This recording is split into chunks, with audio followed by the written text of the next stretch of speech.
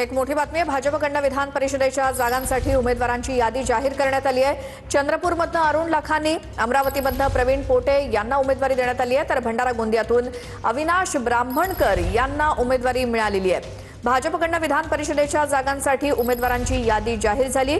केंद्रीय समितीची बैठक ही नुकतीच झाली आणि त्यानंतर चंद्रपूर, भंडारा गोंदिया या ठिकाणाहून विधान परिषदेसाठी भाजपच्या उमेदवारांची नावं जाहीर करण्यात आलेली आहेत। भाजपकडनं विधान परिषदेच्या जागांसाठी चंद्रपुरातनं अरुण लाखानी, अमरावतीमधनं प्रवीण पोटे यांना उमेदवारी, तर भंडारा गोंदियातून अविनाश ब्राह्मणकर यांचं नाव समोर येत आहे। अधिक माहितीसाठी जाऊयात, आमचे प्रतिनिधी दिल्लीतून प्रमोद जगताप आपल्या सोबत आहेत। प्रमोद, बैठक झाली, नावं समोर आली आहेत भाजपची, काय माहिती?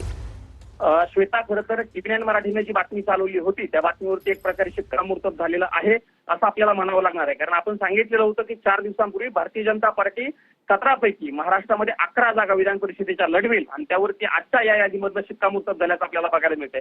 खरं तर काही तासांपूर्वी केंद्रीय निवडणूक समितीची 2 तास बैठक पार पडलेली होती आणि त्यानुसार आता आपण जर सांगायला गेलं तर वर्धा, चंद्रपूर, गडचिरोली या मतदारसंघामधनं अरुण लाखानी यांना खरं तर भाजपकडनं उमेदवारी दिली गेलेली आहे। भंडारा गोंदियामधनं अविनाश ब्राह्मणकर यांना, तर अमरावतीमधनं प्रवीण पोटे पाटील यांना, कारण प्रवीण पोटे पाटील यांचे उमेदवारी अर्ज भरलेला होता, तसा चंद्रशेखर बावनकुळे त्यांचे उमेदवारी अर्ज भरण्यासाठी गेलेले होते, पण आज त्यांचं नाव जे आहे ते अधिकृत पद्धतीने जाहीर झाल्याचं बघायला मिळते। सांगली, साताऱ्यामधनं धैर्यशील कदम असतील, सोलापूरमधनं राजेंद्र राऊत हे खूप महत्वाचं नाव आहे। उचलली यासाठी हे महत्वाचं नाव आहे कारण प्रशांत परिचारक हे इथून आमदार होते, पण त्यांनी वादग्रस्त विधान केल्याच्या नंतर भारतीय जनता पार्टी तेव्हा म्हणजे 3-4 वर्षापूर्वी अडचणीत आलेली होती, त्यामुळे त्यांच्या नावावरती काठ मारली जाईल अशी शक्यता होती आणि तेच आता आपल्याला बघायला मिळते। त्यामुळे सोलापूरमधनं राजेंद्र राऊत यांना भारतीय जनता पार्टीकडून उमेदवारी दिलेली आहे। अहिल्यानगर मतदारसंघामधनं कालच ज्या प्राजक्त तनपुरे यांनी शरद पवार यांच्या राष्ट्रवादी काँग्रेस पक्षामधनं भाजपमध्ये प्रवेश केलेला आहे, त्या प्राजक्त तनपुरे यांना भाजपकडून उमेदवारी दिली गेली आहे।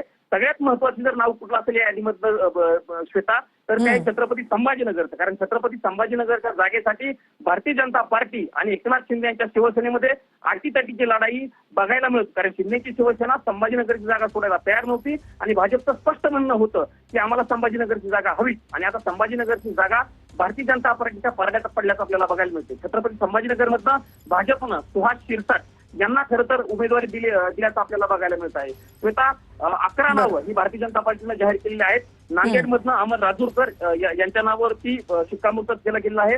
धाराशिव, लातूरमधनं बसवराज पाटील, तर जळगावमधनं नंदकिशोर महाजन यांना भाजपकडनं जी आहे ती उमेदवारी दिली गेलेली आहे। नागपूरची जी जागा होती श्वेता, ती पोटनिवडणूक म्हणजे चंद्रशेखर बावनकुळे तिथनं आधी विधान परिषदेवरती आमदार होते, पण ते विधानसभेवरती निवडून गेल्यामुळे ती जागा रिक्त झालेली होती आणि त्या जागी म्हणजे नागपूरच्या जागेवरती आता भाजपकडनं राजीव पोतदार यांना जी आहे ती उमेदवारी दिल्याचं आपल्याला बघायला मिळतंय। श्वेता, खरं तर उद्या उमेदवारी अर्ज दाखल करण्याचा शेवटचा दिवस आहे, कारण उद्या सकाळी म्हणजे 1 जूनला दुपारी 3 वाजेपर्यंत उमेदवारांचे अर्ज जे आहेत ते भरले जाणार आहेत।